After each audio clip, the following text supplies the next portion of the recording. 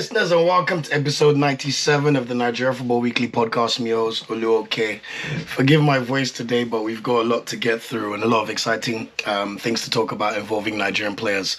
As always, we start with the top 5 leagues and then touching on the other leagues that involve Nigerian players. And to be honest, it's been another very good week for Nigerian players all over Europe. So without any further ado, let's get into it. So starting with the Premier League as usual. Please forgive my voice. I know I don't sound right, but the content will still be there. And let me know if you can still hear me on any of the comments on social media or on YouTube. But Fulham have been flying high. I mean, one of the clubs that has 2 of our starting Super Eagles players, so I feel like it's very important to always cover them and start with the Premier League. We saw Alex Iwobi and Calvin Bassey. Calvin Bassey was unused, but Iwobi played in the EFL Cup last week, Tuesday. It was quite an interesting game. Fulham drew at Preston 1-1, and then, I don't know if you heard about the penalty shootout, though.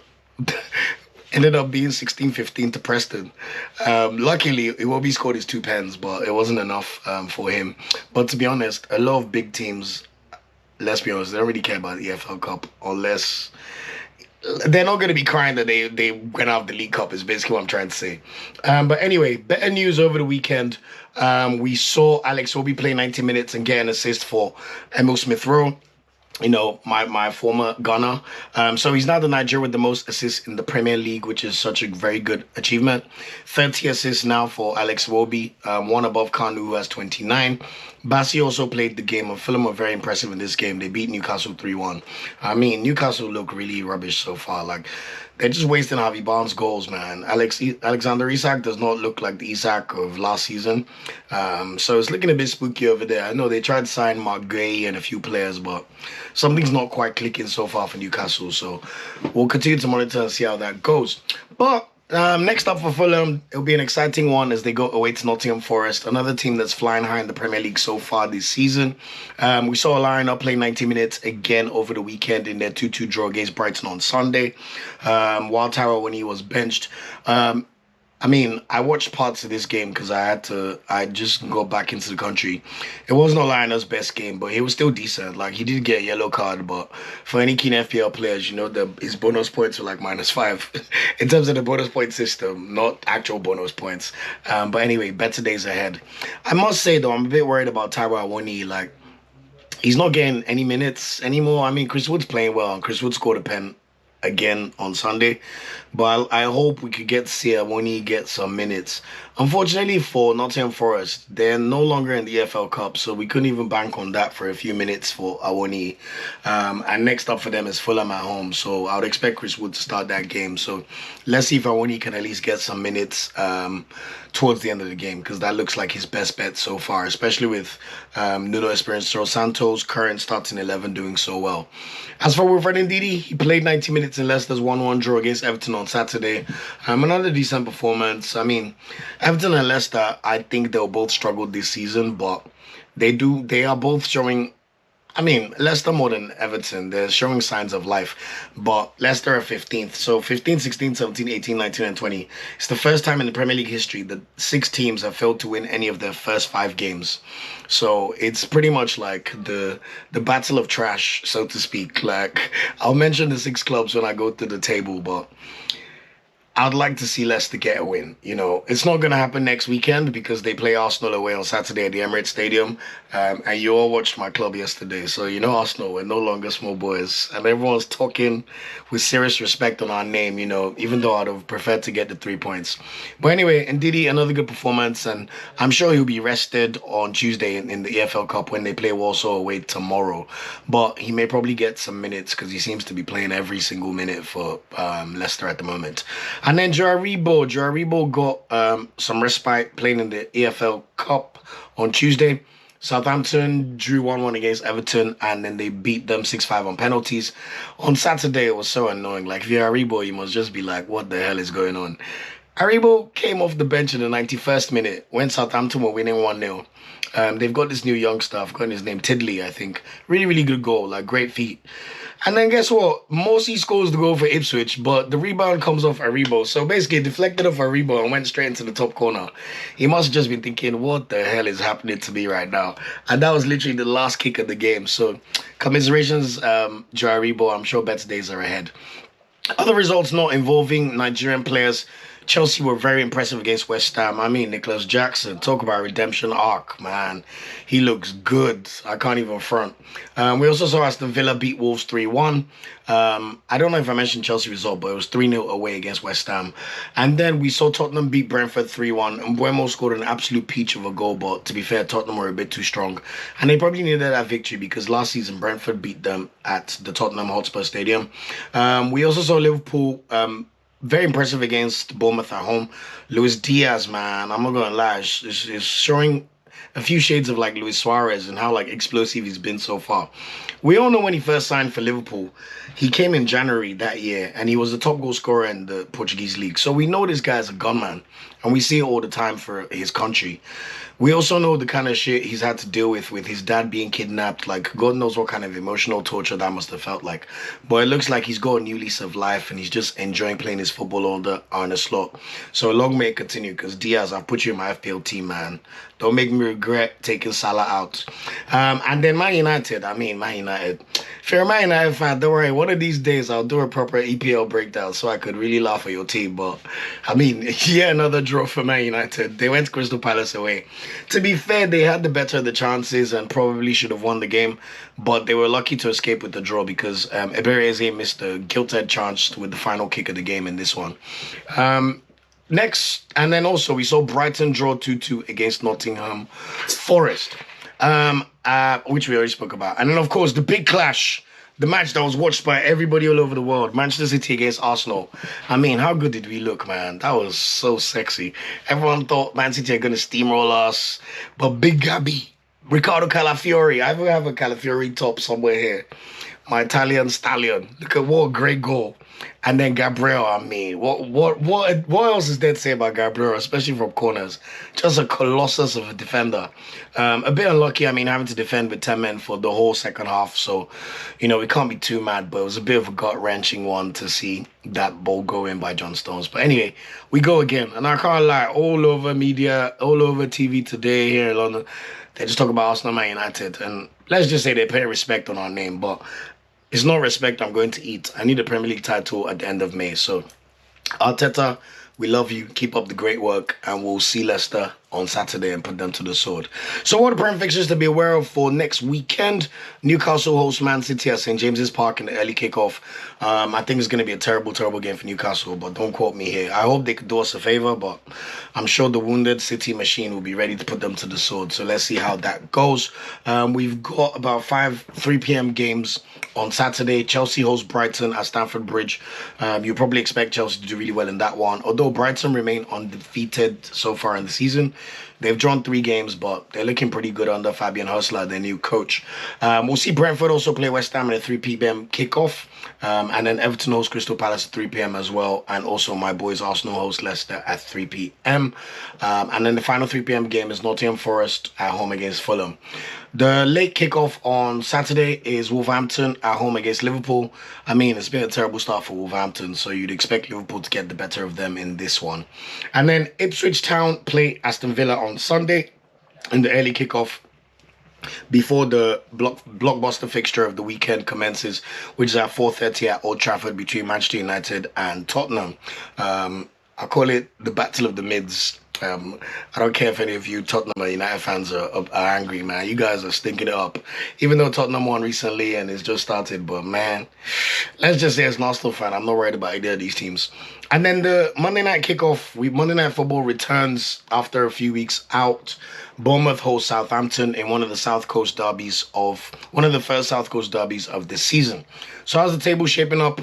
The top 4 is literally almost the exact same top 4 as last season so far, except Arsenal are currently 4th because of that late equalizer from John Stones. So City are top with 13 points after 5 games, 4 wins and 1 draw. Liverpool have 4 wins and 1 loss, which is the same for Aston Villa. And then Arsenal were 4th with 3 wins and 2 draws from our first 5. Chelsea and Newcastle round up the top 6. Both of them have won 3 games each and drawn 1 and lost 1.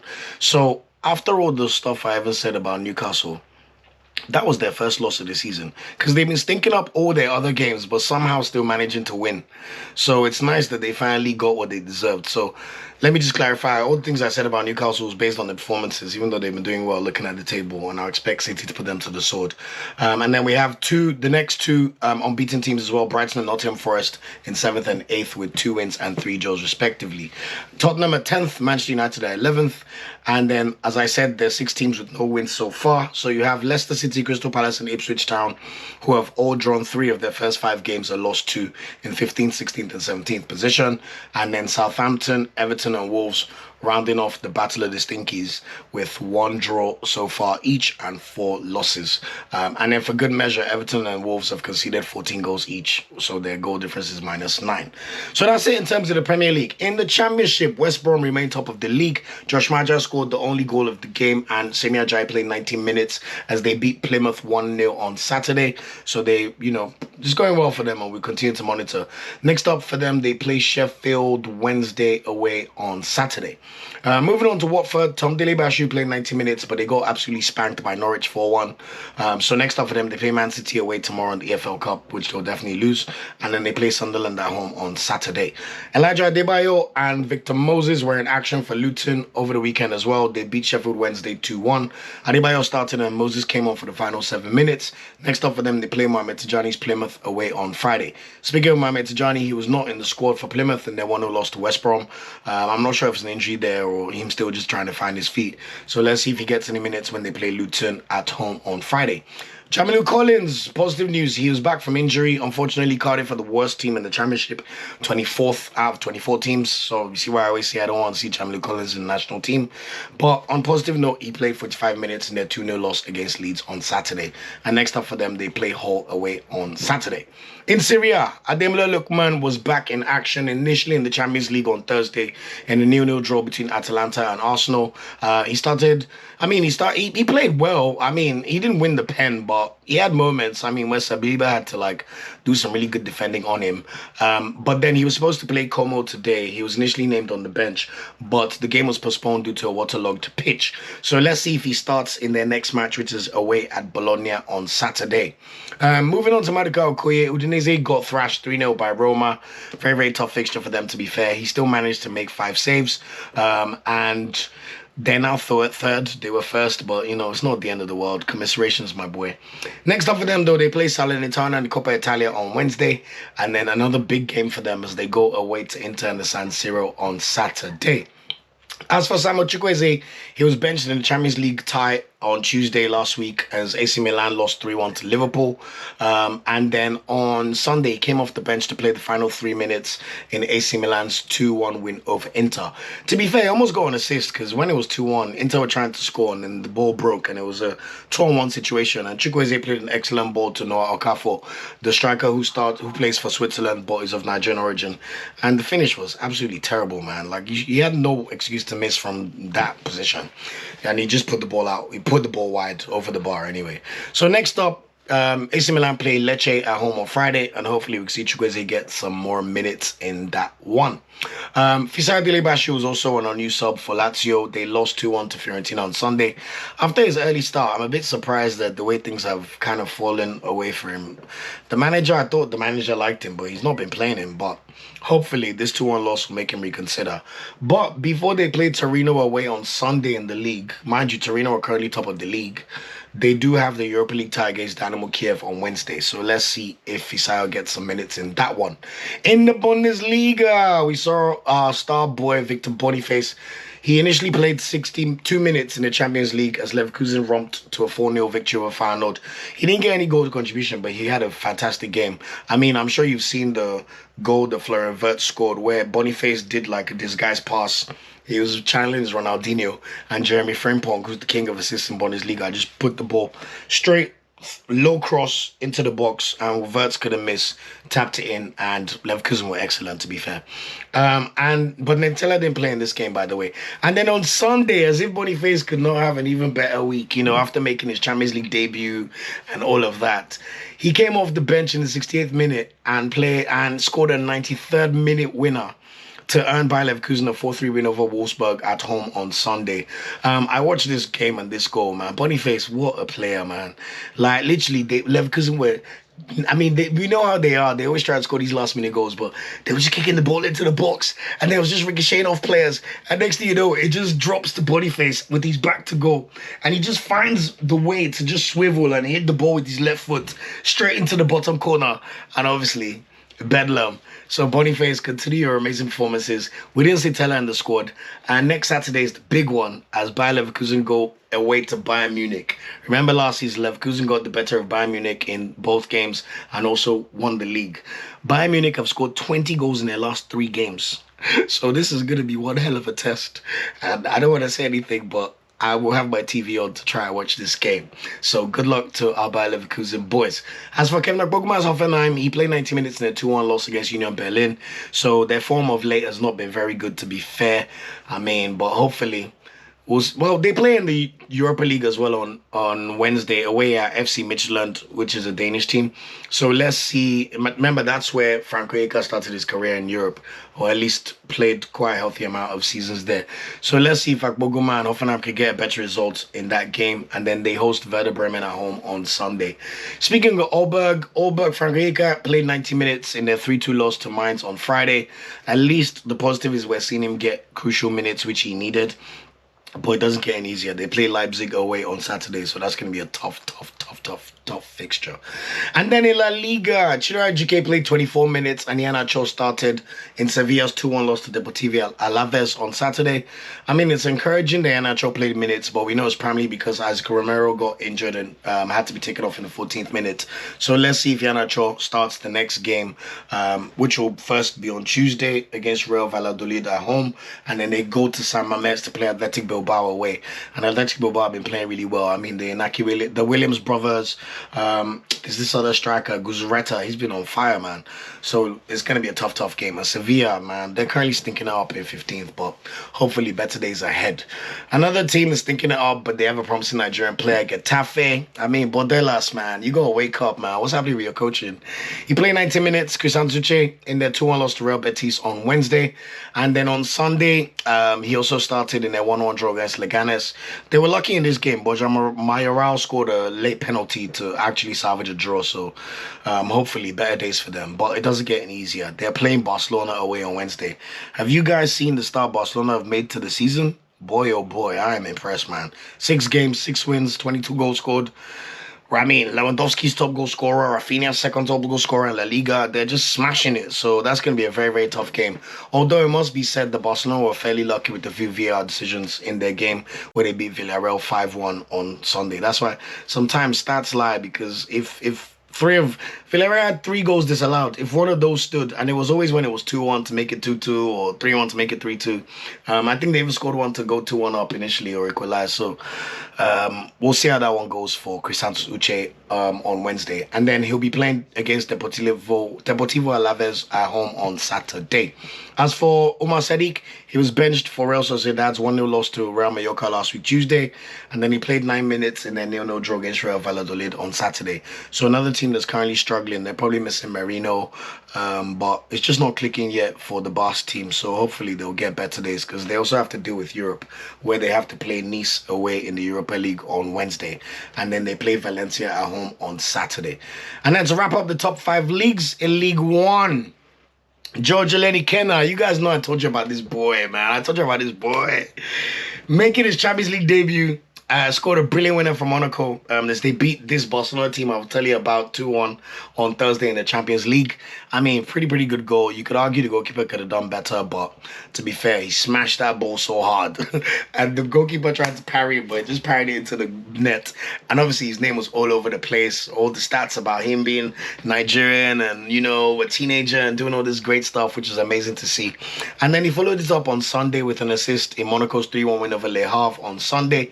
That was quite interesting that you see Ilenikhena and Folarin Balogun starting up top. So obviously both of them are of Nigerian origin, but Folarin Balogun plays for the US national team. Next up for Monaco, they play Montpellier at home on Saturday. Speaking of Montpellier, Adams continued his great start to the season.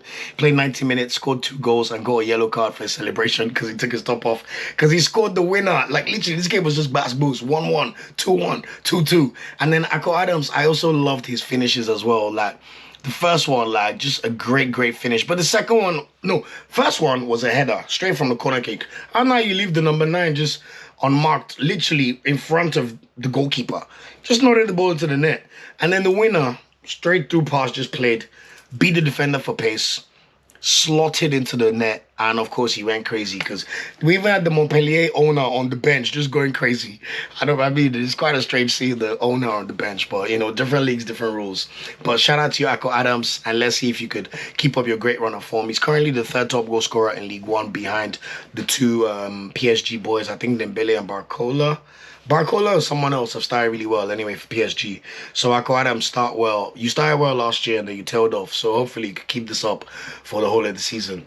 And then speaking of Moses Simon, man, he continues to play really well for Nantes, man. He got an assist again on Sunday in their 1-1 draw against Angers. And then next up for them, they play Saint Etienne at home on Sunday. As for Gift Urban, he played 90 minutes in Lyon's 3-2 loss to Marseille last night. I mean, cruel loss, man. I mean, great to see him starting, and I watched the end of this game, but if you see the goal Jonathan Rowe from Marseille scored in the last minute of the game, he came on as a sub, played like 5 minutes, cut in outside the box. You know those ones now, winger, just caught inside the box, use your, almost like an inside forward, cut into your stronger foot and just try and whip the ball and bend it through the goalkeeper, Thierry Henry style. And oh my God, doing that in the home of Lyon. Lyon and Marseille are arguably the 2 biggest French clubs traditionally. You know, we know PSG Qatari money has helped recently, but we can't deny their impact on the league. And just to see Marseille get that win, I mean, PSG Marseille are literally batting for the league already. And you were seeing the effects of Roberto De Zerbi at Marseille already. So shout out to them. But hopefully Urban can bounce back. We know he loves a goal in the European game. So they play Olympiacos at home on Thursday. So let's see if he could get on the score sheet. And then they go away to Toulouse on Sunday. As for Lens, currently doing well as well, but we're still their 4th. Nigerian DM Hamza Ojediran played 43 minutes and got a yellow card in their 1-1 draw against Rennes on Saturday. Really good to see him continue to get more minutes as the season progresses. Next up for him, he's got to play Nice at home on Saturday, which is no easy feat because Nice just thrashed Saint Etienne 8-0 on Friday. Speaking of Nice, they've got a Nigerian player, Victor Orakpo. He came on for the final 30 minutes in this 8-0 romp. I mean, what a result. So Nice will then play Real Sociedad at home on Wednesday in the Europa League. He probably won't get too many minutes in that one, but then let's see if he could get some more minutes when they play Lens away on Saturday. And final player in Ligue 1, Gabriel Osho played 90 minutes in Auxerre's 3-2 loss to Montpellier. Unlucky for him, but you know, Ako Adams had to stunt on him. But next up, they play Brest at home on Friday. Keen watchers of the Champions League, you would have seen that Brest made their Champions League debut and won 2-1 on Thursday as well. So that won't be an easy game, but nice to see a lot of our players playing 90 minutes, scoring goals and doing really well overall in the top 5 leagues. So moving on swiftly to the rest of the top 5 leagues in Europe, starting with the Premier Liga. Onyemachi's Boavista got absolutely thrashed earlier tonight by Benfica, 3-0. I mean, a bit awkward for him because they made him play centre-back, which I don't understand why they'll do that. But Onyemachi, get professional, man. You can't score your first goal for Boavista and then you think you're Boniface playing for like one of the best teams in Europe. You're tweeting, I hope Todboli sees something. Like, some of our players need better PR, man. Like, go and get a manager. Like, how do you think Boavista fans felt seeing that? Or you don't even regard them even though they're paying your wages? Like, sorry, surely some common sense. Like, very rude. But anyway, hopefully he'll play better when they play Santa Clara away on Sunday. In the Belgian League, which I love to talk about because of how well our players always do, we always have loads of players playing for the best teams. So at the moment, Genk are top of the league. Arokodare is the top goal scorer in the league. He's banging the goals in. He scored 6 goals already so far. I mean, he initially bagged he didn't even score in their game against Anderlecht last week, Tuesday. But they did win 2-0. But then on Sunday, he played 74 minutes and scored while Girasol came off the bench. But Girasol did start in the previous game as they beat FCV Denda 4-0. So Arokodare, keep up the great work. 6 goals for the season already. I mean, fantastic. I mean, I'm a bit worried about strikers doing so well in the Belgian League just because we've seen Cyril Dezers do well there. We've seen Onuachu do well there. And every time they've gone to a top 5 league, they just stunk up the joint, man. Like, I mean, like, Fizzy's like stunk up the joint. Look at Onuachu. I mean, I don't even know where he is at the moment, but I'll do the research for you. But anyway, you get my point. Keep doing what you're doing, but hopefully as he keeps shining, he could translate to one of the bigger leagues as well in the future. Next up for them, they play KV Mechelen at home on Saturday. And then speaking of another team doing really well in the league, Ghent, which is where Gift Urban used to play at before. Jordan Torunariga played 90 minutes as they beat Club Brugge 4-2. So really bright start to the season, man. So Ghent's currently in second place and looking pretty good at the moment. They play Cercle Brugge away on Thursday and then they play OH Leuven at home on Sunday. Speaking of Club Brugge, man, I don't know what's happened to them at the moment. They've had an absolutely shocking week, man. Currently fourth in the league. Initially, they play in the Champions League on Wednesday. They got battered 3-0 by Dortmund at home. I mean, that was not a good game at all for them. And a lot of the goals for Dortmund came in the final 30 minutes, which must have just stung even more. And then, obviously, he started the 4-2 loss against Ghent on Sunday. But hopefully they can pick up the form because they are supposed to be the best team in Belgium. And they're the ones who made the Champions League. So fingers crossed we'll see some better performances from them going forward. Anyway, next up for them, they play Sporting Charleroi away on Friday. And then Real Lantos Victor Udo played 6 minutes as they beat Westerlo 2-1 on Saturday. So still a French player at the moment, but hopefully he could get some more minutes, especially in the next game against Bershut at home on Sunday. In Turkey, oh my God, superstar. Full disclaimer, guys, I was in Turkey over the past few days. Can you imagine how many times I spoke to people about Osimhen or I mentioned Osimhen's name, considering how much they love football in Turkey? And Osimhen's like the biggest transfer in Turkish history, or playing for Fenerbahce. I mean, Galatasaray. Oh, I cannot disrespect him like that. Playing for Galatasaray, who are obviously the current champions as well. So just wonderful to watch. I had to find like some corner in the hotel I was to watch the game with.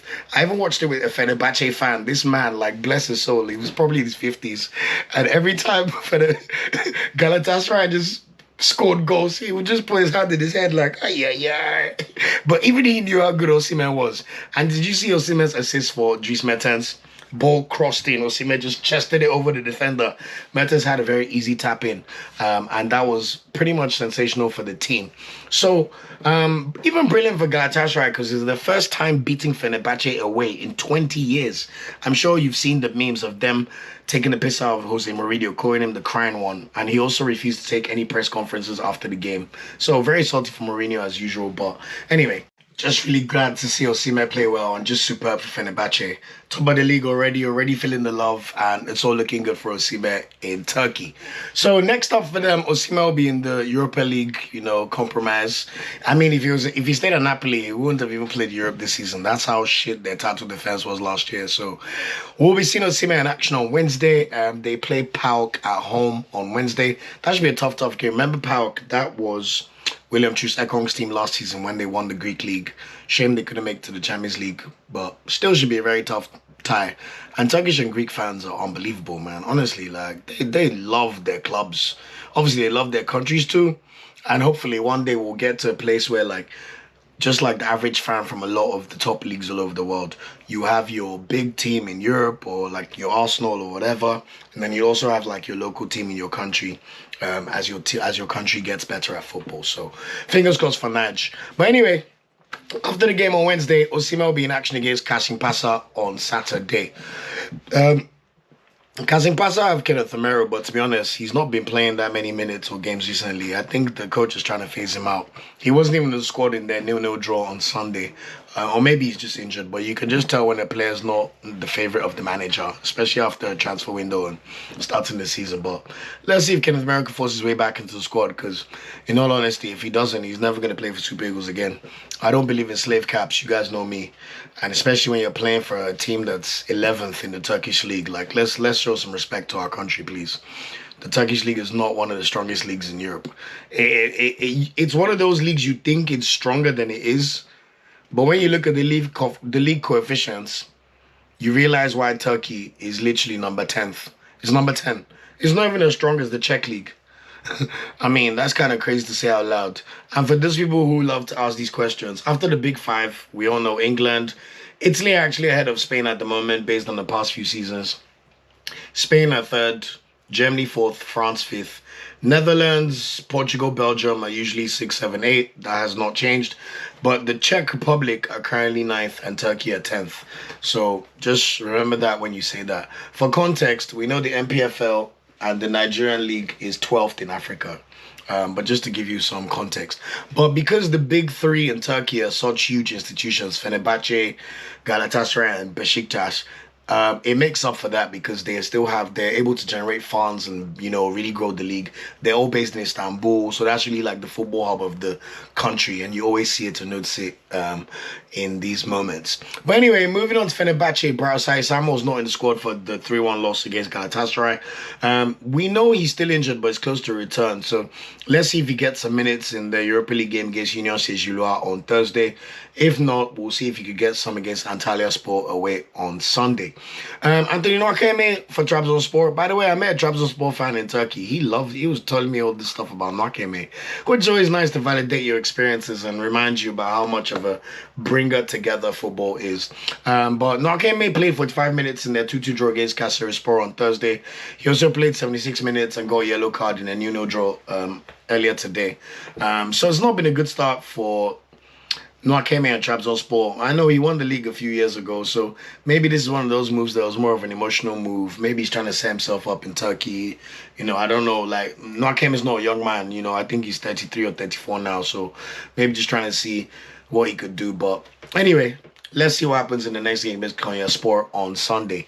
And then David Okereke was not in the squad for Gaziantep's 3-1 loss to Galatasaray on Tuesday, but he played 90 minutes earlier today in a 0-0 draw against Trabzonspor. Next match will be on Ejuke. I'll probably stop talking about David Okereke. It's been a good run, but a few seasons ago he was doing really well in Serie, but now, oh man, when you're playing for a team that's 15th and you're not even scoring any goals in the Turkish league, as I've just mentioned, that's not a great sign. In the Scottish League, Rangers are still third, but they continue to win games.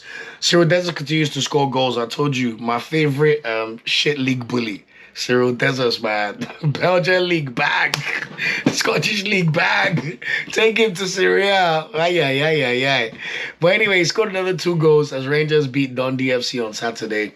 I mean, look at the level of opponents like Dundee FC. Ew.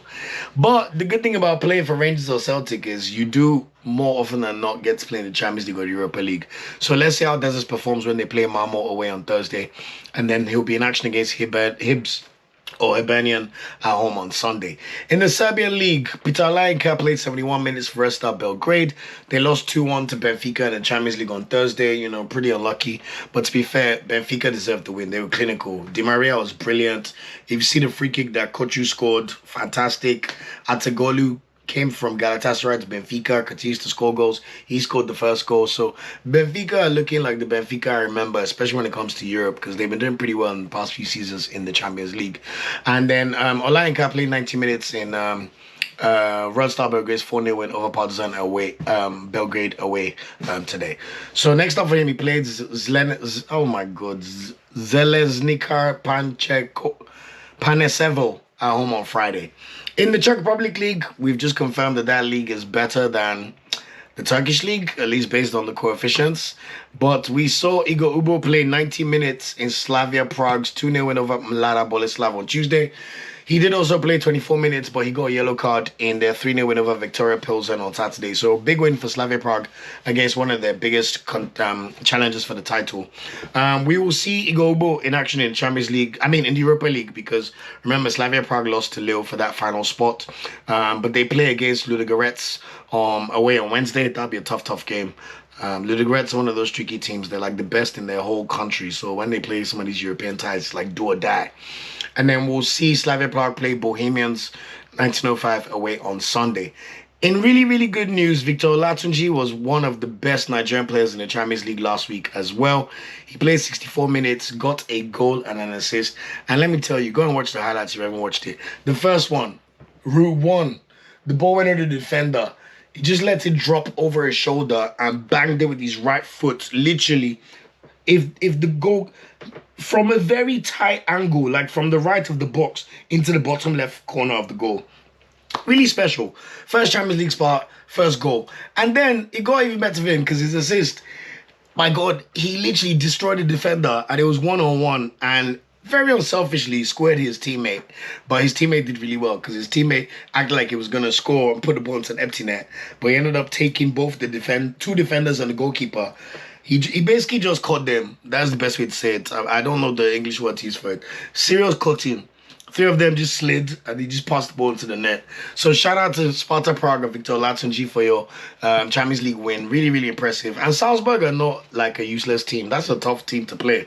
Liverpool fans will know Pep Linders is the manager of Salzburg. So he got a real humbling in that game, I'm not going to lie. And then Latunji was benched over the weekend in their 2-0 win over SK Dynamo.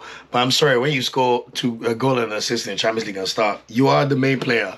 So we'll definitely see Victor Latunji in action against Sigma Olomouc at home on Friday in the league. In South Africa, the PSL finally, did it get on the way? Anyway, Olisanda's last few games, he played 90 minutes as Orlando Pirates beat Stellenbosch Chippa United on Wednesday. Was that the PSL South Africa League?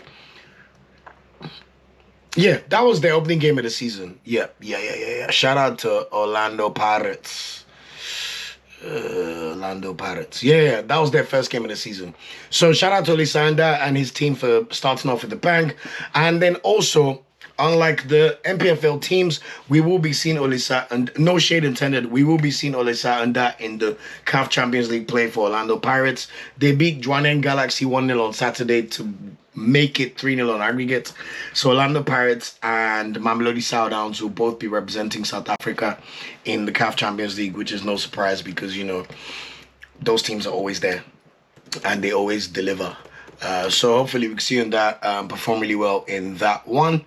And then, I mean, when you look at the top 5 leagues in Africa, Egypt 1, Morocco 2, Algeria 3, South Africa 4, Tunisia 5, Tanzania 6, DR Congo 7, Angola 8, Sudan 9, Libya 10, Ivory Coast 11, and then you have Nigeria 12.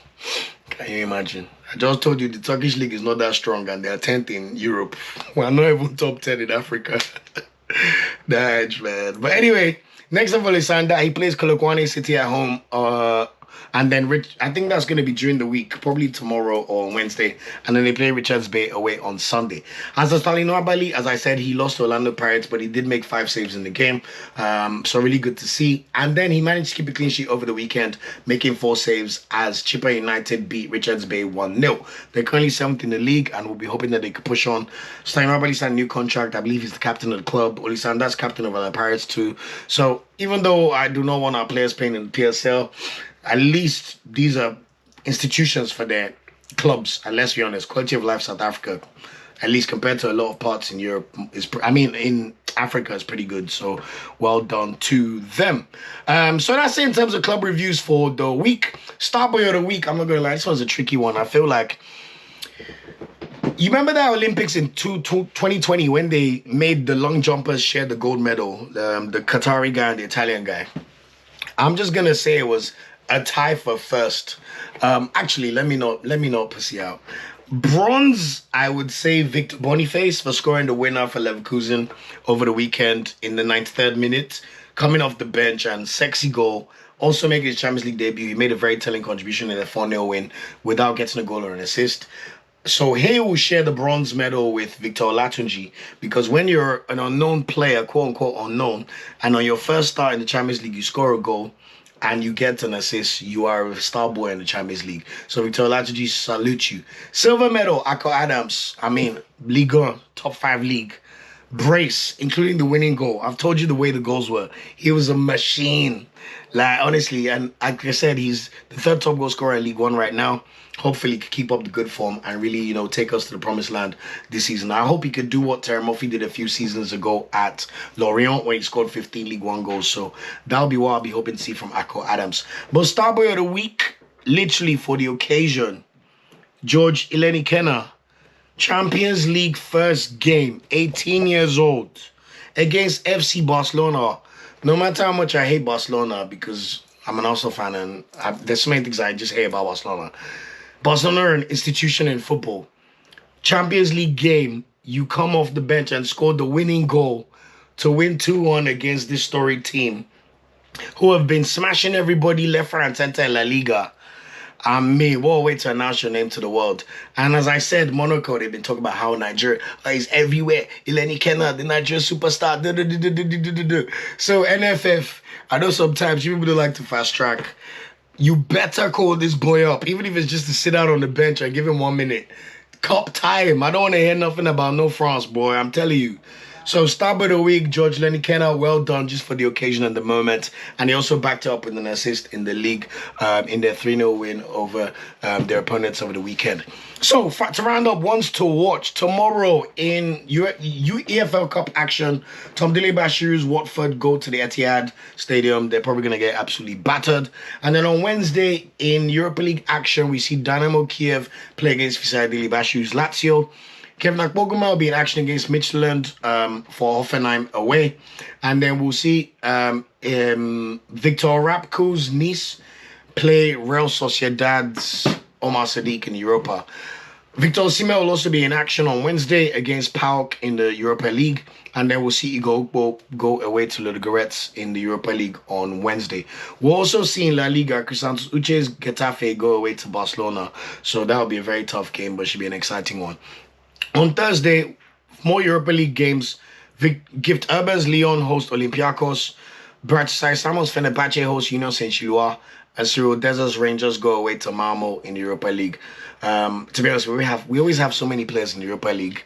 You know, like, honestly, that's how you still know that we have a lot of quality players in Europe. But, of course, now that we have 9 in the Champions League, hopefully we can make that even more going forward and really be a dominant African team in terms of the way we supply players all over. I'm pretty sure we probably have the most Champions League players of any African team. But I need to do the research. Please don't quote me on that one. It may be Morocco, but I don't think so. They don't have as many players playing in the best of teams like we do. But they find it far easier to convert dual nationals. So there's probably players who are playing Champions League right now that I'm not sure of. But apart from them, I don't think there's anyone else. And then over the weekend, in serious league game, Nottingham Forest, Ola Aina and Taiwo Awoni at home against Fulham. Alex Iwobi and Calvin Bassey. Wilfred Ndidi's Leicester come to the Emirates Stadium. I hope Ndidi himself has a good game, but I'm not going to lie, I need 3 points from Arsenal. 4-1 thrashing, man. And then Maduka Okoye goes to San Siro to play against Inter Milan for his Udinese team. Hopefully he could come up big in that one. But though Inter will be trying to lick their wounds after they lost AC Milan last night in the Derby della Molina. And then we see Nathan Tella and Victor Boniface go away to Bayern Munich. This is one of the biggest blockbuster games in the whole of Europe this weekend. And then we see Frank Onyeka go away to Leipzig. That's going to be a tough game. And then we're going to see Lons Hamzat Ojediran play Victor Orakpo's Nice. This is exactly why we do the pod, when we can find these gems as well that we can mention. And hopefully Guavon, technical director, will be looking. And then, of course, Victor Osimhen plays for Galatasaray at home against Kashim Pasa. And hopefully he could get his first league goal of the season for his new club. We know he's got 2 assists in 2 games, but that first goal, Amoy Gosheko. But let's see if he even scores in Europa. He scores in Europa first. And then on Sunday, Ejuke and Iheanacho Sevilla go to San Mamés to play Athletic Bilbao. And then we'll see in a top-of-table clash, Rafael Edika's Club Brugge host Torunariga's Ghent. In Nigerian news, Enugu Rangers lost to Sagrada Esperance 3-1 on Sunday. Very unfortunate. They lost 3-2 on aggregate. The streak of no Nigerian team in the CAF Champions League will now extend to 7 seasons. So, our MPFL Warriors, no comments. Go and beg your teams to do better. It's a disgrace. And then also, we saw some funny thing about Bruno Labbadia tweeting about new chapter of NFF. But as we've discussed, anything to do with NFF. And so that's it for this episode of the podcast. As usual, thanks again for rocking with me. It's been a fantastic episode.